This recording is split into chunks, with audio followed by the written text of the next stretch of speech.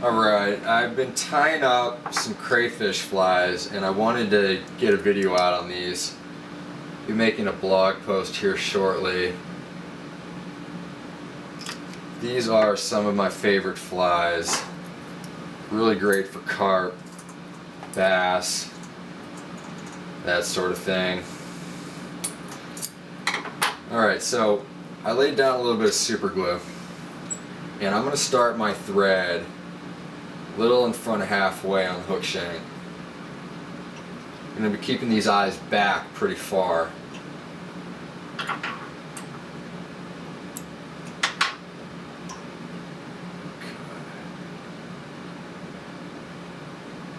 Now we're going to set our eyes. I'm using large bead chain here.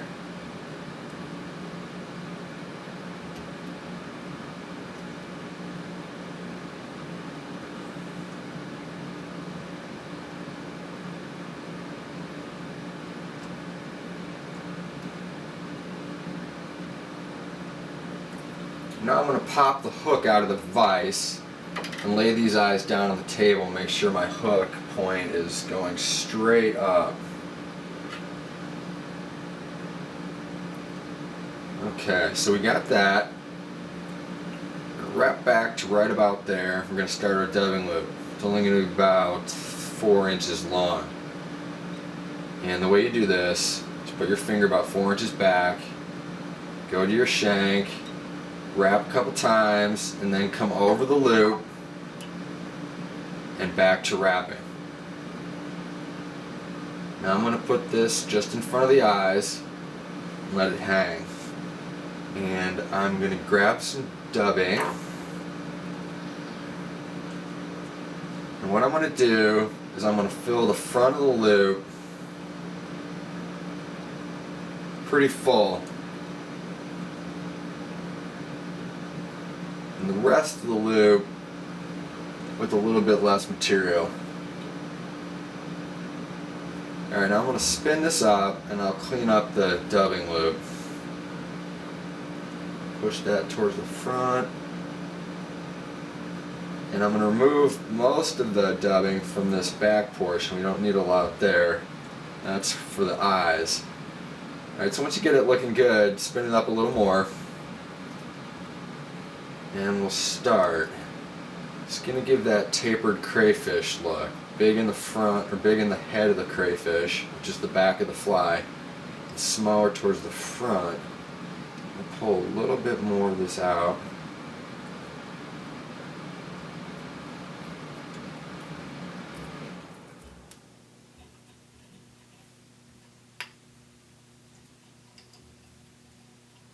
Alright, now when I get to the eyes, this fly's going to ride the other way, so I'm going to focus on this underside getting the most coverage. I'm going to bring it through, over, and back through on the underside, and then once through on the top. And then I'm going to tie that down in the front. A few wraps here, 4 or 5. You don't want to pull too hard here. Just barely being held. Then we'll add a couple more wraps.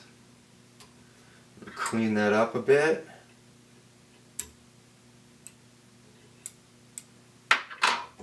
And now we're going to flip this over and do our claws.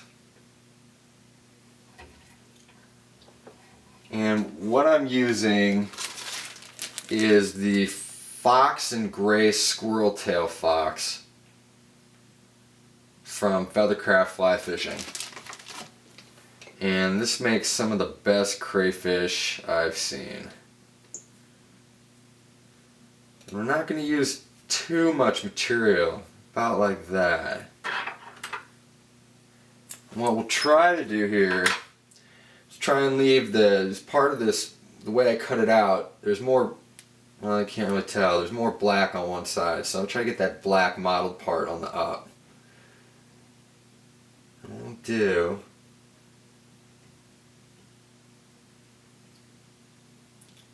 get a couple wraps on that. And leave this up on the top portion of the fly. Use our fingers to roll it to the side, get a few more wraps on, and then kind of snug it.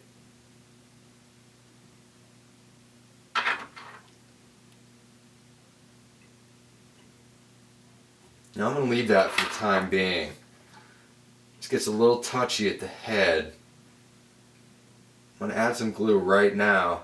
I'm going to make sure that it's pretty thin and that it's going to get into this squirrel tail here. Just going to kind of hold the squirrel tail in place down there and provide a little extra definition to our claw. Now I'm going to get another clump of squirrel tail for the other side. And the claws, they don't need to be perfectly even. Most crayfish, their claws are different.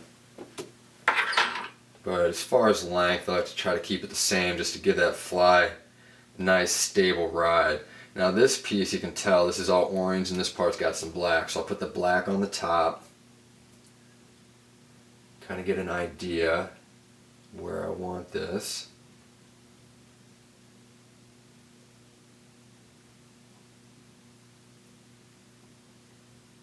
Now I'm just going to check it for length. My length looks good. I'm going to pull out a little more thread and wrap back. And we're looking pretty good right there. It's a little long, so I'm going to pull these wraps off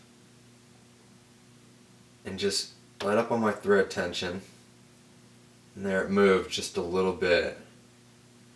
That's all we needed. Okay. So now I'm going to kind of pinch these down. Sorry about the dirty fingernails. Wrap back.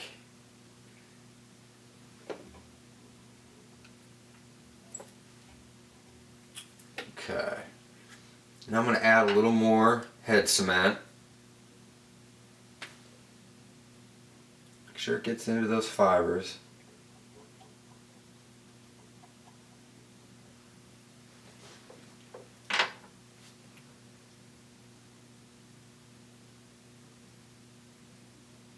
Couple wraps.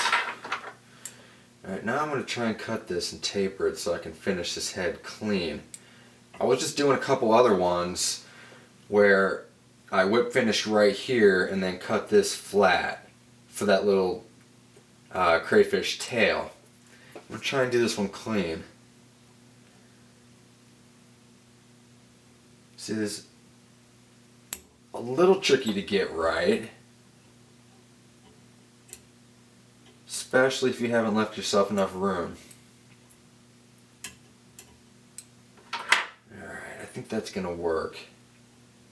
I'm going to use my fingernails to kind of push this back just a little. You got to be real careful with that. Now I'm going to slowly wrap forward to the front. Try and finish that head. Use my fingernails to kind of form that head a bit.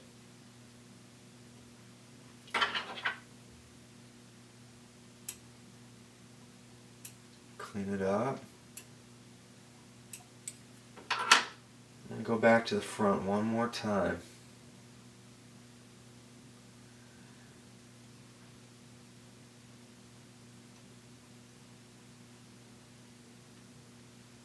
Alright.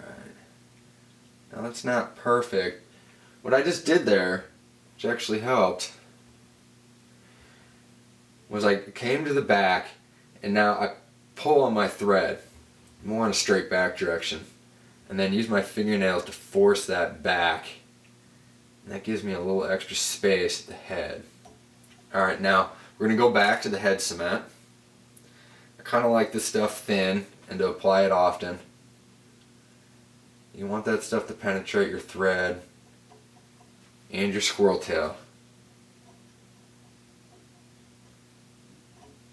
Alright, should be more than adequate.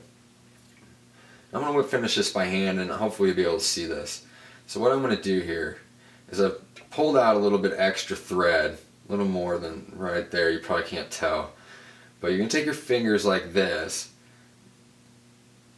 and then you're going to reach through with this index finger and grab, and then twist it. So you get this right here. You're going to slide that by kind of spreading your fingers and using your hand. Get it right there. Come around the back side and now start twisting.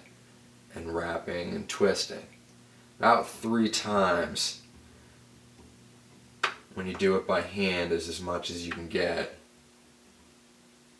before the friction becomes too much. Do it one more time.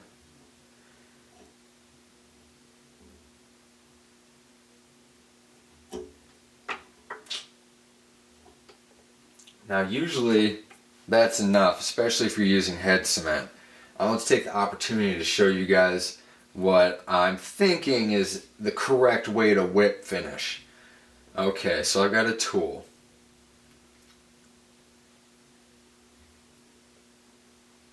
And now what you do is you start at the back. How my thread is at the back. You pull it up to the back and you wrap forward to the head. And now when you get to the front, you pull tight. And what that's done is secured a bunch of wraps around the tag end, which is right here. And so this tag goes from the back all the way to the front and it's covered all the way. Okay, so now pull tight. Cut that off and your fly is good to go. We're going to add more cement, of course. Make it look nice.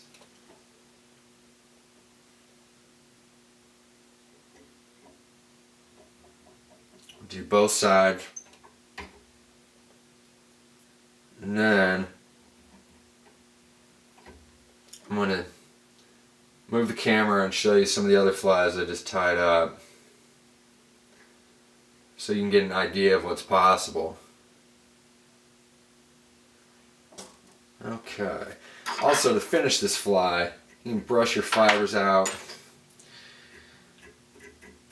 This one doesn't really need it too much. Brush those out, and then I like to cut the base flat.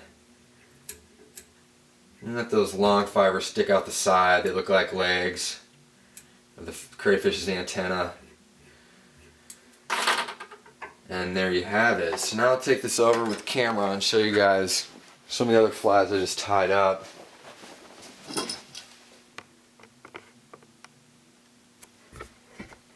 Okay, so this fly in the front was the first one I did. And the wing was tied in a little bit further back behind the eyes.